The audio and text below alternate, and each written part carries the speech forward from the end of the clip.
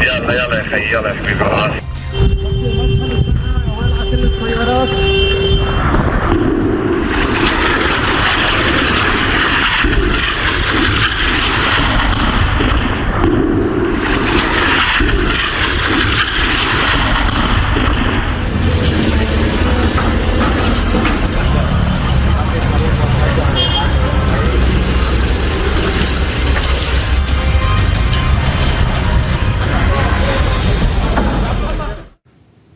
Pemirsa, televisi pemerintah Iran menayangkan rekaman yang menunjukkan 3 kapal tanker tertahan di Selat Hormuz beberapa jam setelah perundingan antara Iran dan Amerika Serikat di Islamabad.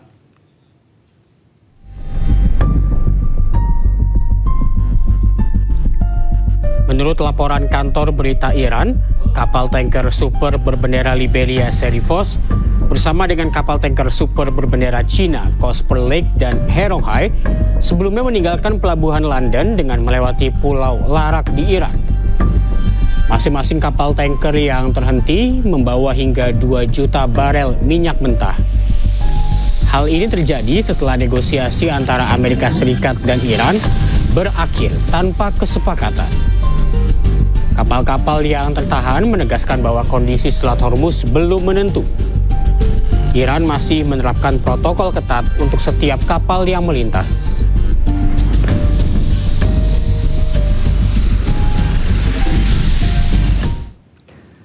Amerika Serikat mengklaim telah memulai pembersihan Selat Hormuz dari ranjau agar bisa dilalui kapal-kapal tanker dan dagang.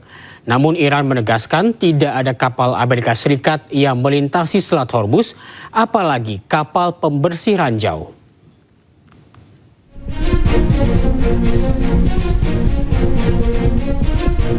Presiden Amerika Serikat Donald Trump mengatakan militernya telah membersihkan Selat Hormuz dari ranjau agar bisa dilalui kapal-kapal tanker dan dagang.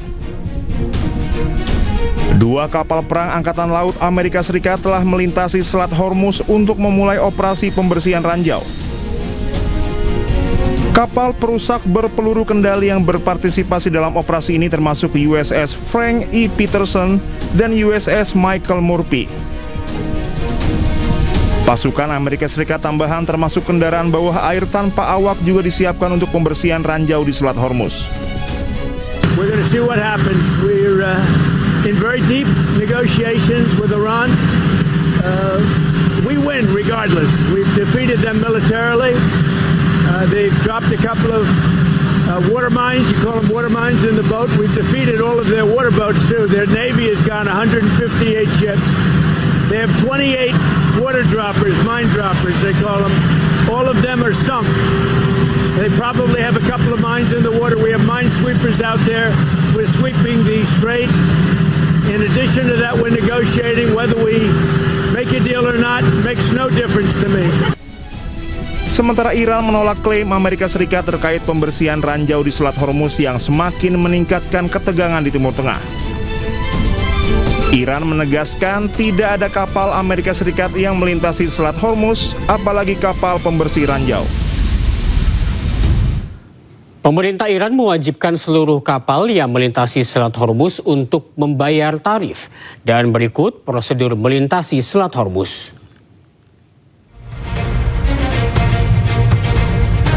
Yang pertama, kapal mengirimkan detail muatan kepada otoritas Iran melalui email. Selanjutnya, tarif dihitung berdasarkan muatan.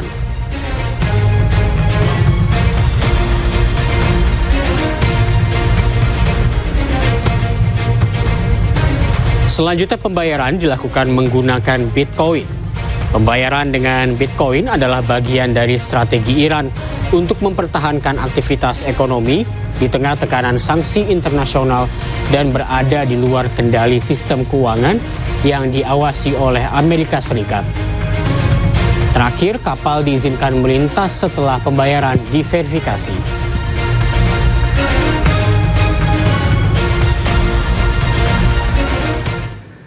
Dampak penutupan Selat Hormuz, Irak mengirim truk tangki bahan bakar minyak melalui jalur darat menuju Suriah.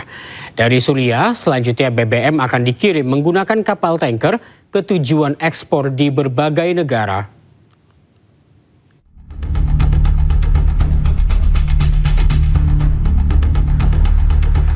Konvoi puluhan truk tangki bahan bakar minyak milik Irak melintasi perbatasan Al-Tanaf menuju Suriah. BBM akan diantarkan ke kilang Banias di Suriah. Selama perjalanan, truk melewati beberapa pos pemeriksaan yang ketat. Pembukaan kembali perlintasan perbatasan Al-Walid setelah lebih dari 11 tahun ditutup telah memungkinkan lewatnya 500 tangki BBM per hari. Pengiriman BBM melalui jalur darat ini dilakukan akibat penutupan Selat Hormuz, sehingga aktivitas perekonomian Irak tetap berjalan normal. Nantinya setelah tiba di Suriah, BBM akan dikirim menggunakan kapal tanker ke berbagai negara tujuan ekspor.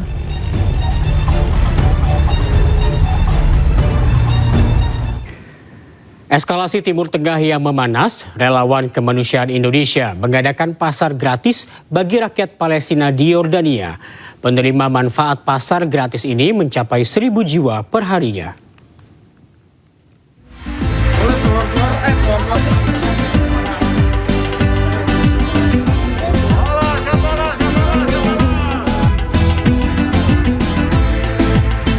Rakyat Palestina yang mengungsi di Yordania antusias mengikuti adanya pasar gratis yang diadakan oleh relawan kemanusiaan Indonesia.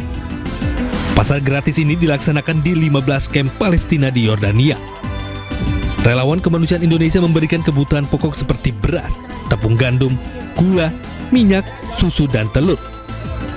Penerima manfaat pasar gratis ini perharinya mencapai 1.000 jiwa. Akibat perang Iran, Amerika Serikat, dan Israel, harga pokok kebutuhan naik mencapai 15 hingga 20%. Hal ini menjadi tantangan dan kendala bagi relawan dalam mendapatkan bahan pangan.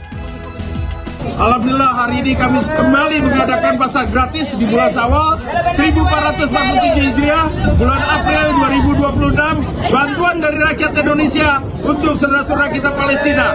Terima kasih atas bantuannya, semoga bantuan ini memberikan manfaat dan Allah Subhanahu wa Ta'ala yang akan membalas dengan segala bentuk kebaikan. Sekali lagi terima kasih rakyat Indonesia. Para pengungsi Palestina saat ini membutuhkan bantuan pangan, obat-obatan akibat minimnya bantuan dan harga bahan pokok yang mahal.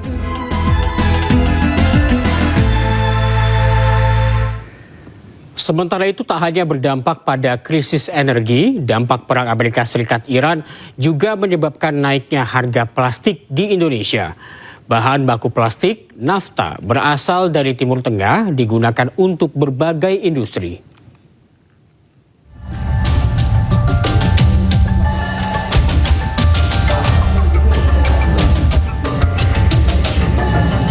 Aini pedagang minuman es di Cirebon, Jawa Barat ini mengeluh melonjaknya harga plastik kemasan beberapa waktu belakangan.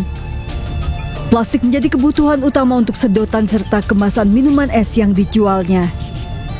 Jika ia menaikkan harga jual es, pembeli pasti mengeluh, sementara jika tak dinaikkan ia hanya mendapat untung tipis. Alih-alih saling mengerti, pembeli justru komplain saat harga minuman es naik Rp1.000.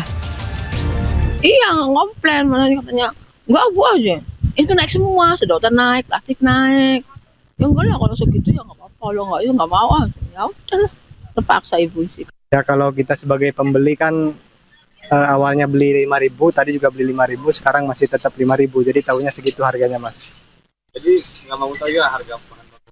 Iya, karena konsumen kan tahunya segitu harganya, jadi tetap beli 5.000 tadi. Menteri Perdagangan Budi Santoso mengungkap saat ini pemerintah tengah mencari negara pemasok baru buntut perang di Timur Tengah. Indonesia masih bergantung bahan baku impor plastik, khususnya nafta dari Timur Tengah. Apa yang kemudian kita lakukan? Kita sekarang mencari alternatif pengganti atau alternatif dari negara lain. Dan kita sudah melakukan misalnya dari negara Afrika, India, dan Amerika. Memang ini butuh waktu Pak ya, karena kan tiba-tiba dari Timur Tengah harus pindah ke negara lain. 70% nafta yang digunakan di seluruh dunia berasal dari Timur Tengah.